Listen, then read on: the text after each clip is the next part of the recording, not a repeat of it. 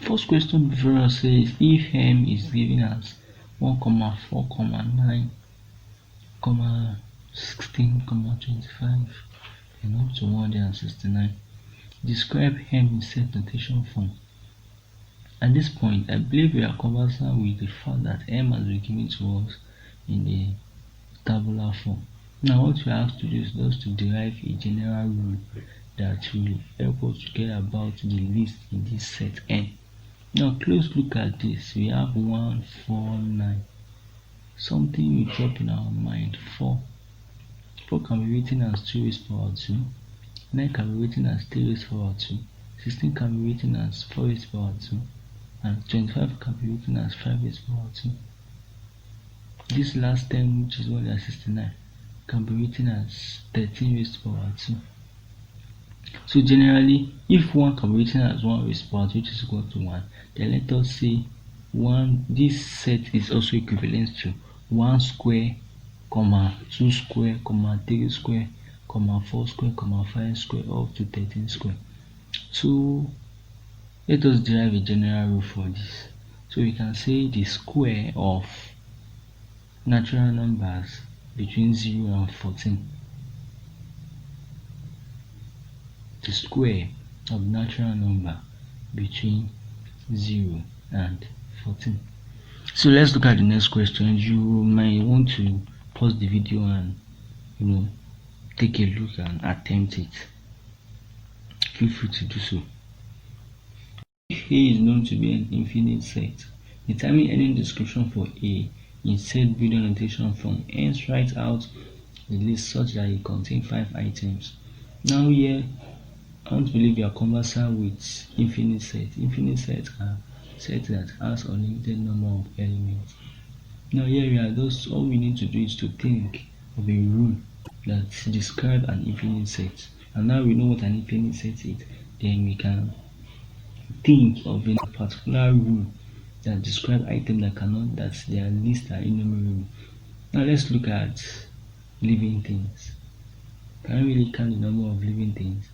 They are so numerous. So if we say A is defined in set notation form as any living thing, and living things are so numerous that the biologists classify them.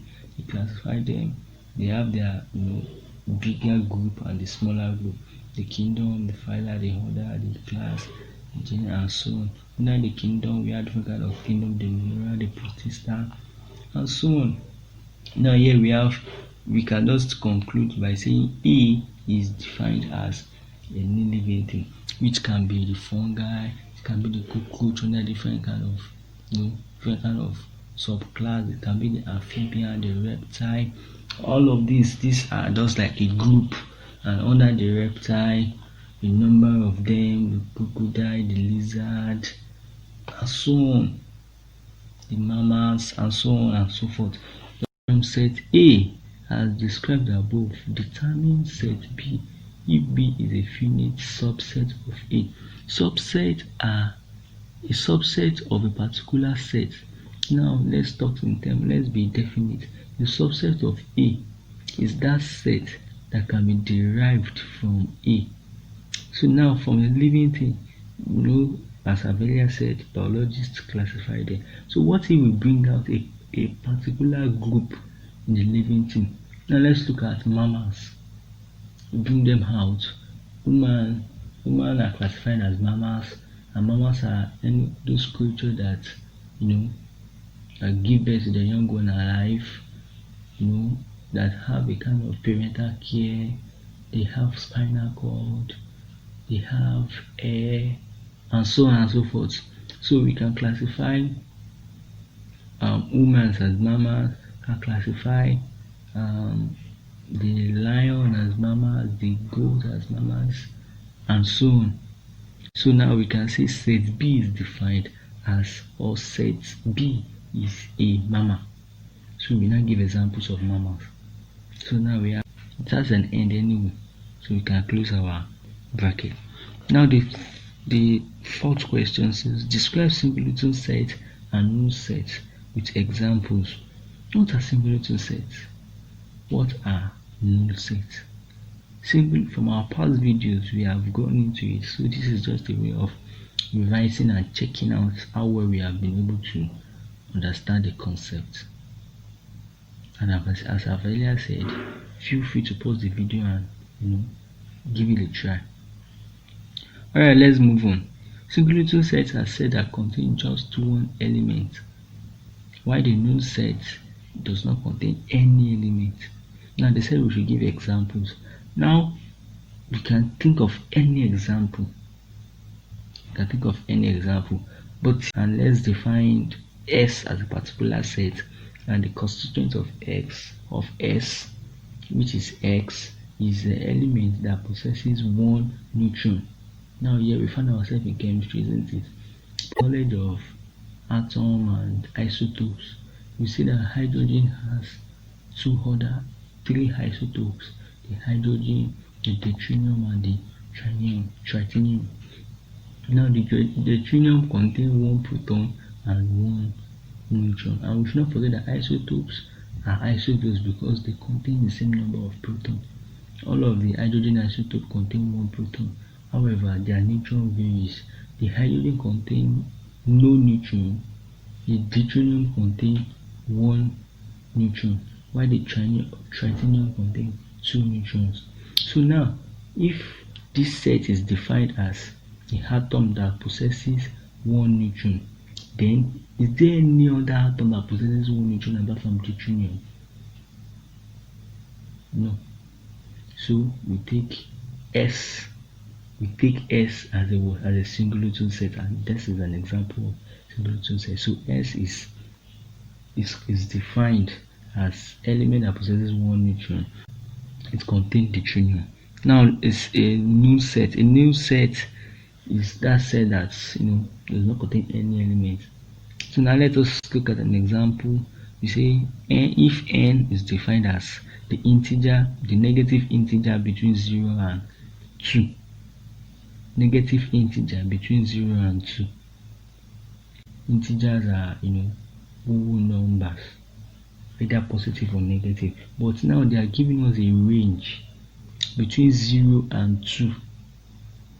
It was not between -1 and whatever, -2 and whatever, but right here giving us a range. So within this range, can we find any negative whole number? Absolutely we can't. Definitely it is a null set. And the last question on our list here says, if A is defined as inorganic acid, B is defined as inorganic base, determine A intersect B. What does intersection of sets mean? You can pause the video and ruminate over that. Intersection of set is that set, or let's be specific, intersection of A and B is that set that encloses or constitutes common element in A and in B. So that means that element in intersection of A and B is in A and is in B. The condition for their membership in A union, A intersects B, is that they must be in A and at the same time they must be in B. So we are bringing out the similarity between A and B. Now let's look at this. Let's just dive into chemistry a little bit. You say inorganic acid. Acid are characterized by the ability to dissolute in water to form hydrogen ions. Base, on the other hand, are characterized by the ability to dissolute in water to form hydroxide ion. Description of acid. We also have another description of acid. We say acid are those substances that react with base to form salt and water only. Base, on the other hand, are characterized by the ability to react with acid to form salt and water only. So now, if so in B, now this will allow us to go deep into a concept they call amphoteric oxide. And we see here that this amphoteric oxide have the ability to behave like acid and behave like a base, in that they react with acid to form salt and water. They also react with base to form salt and water. So therefore, these substances, this amphoteric oxide, their presence in A and their presence in B based on their characteristics.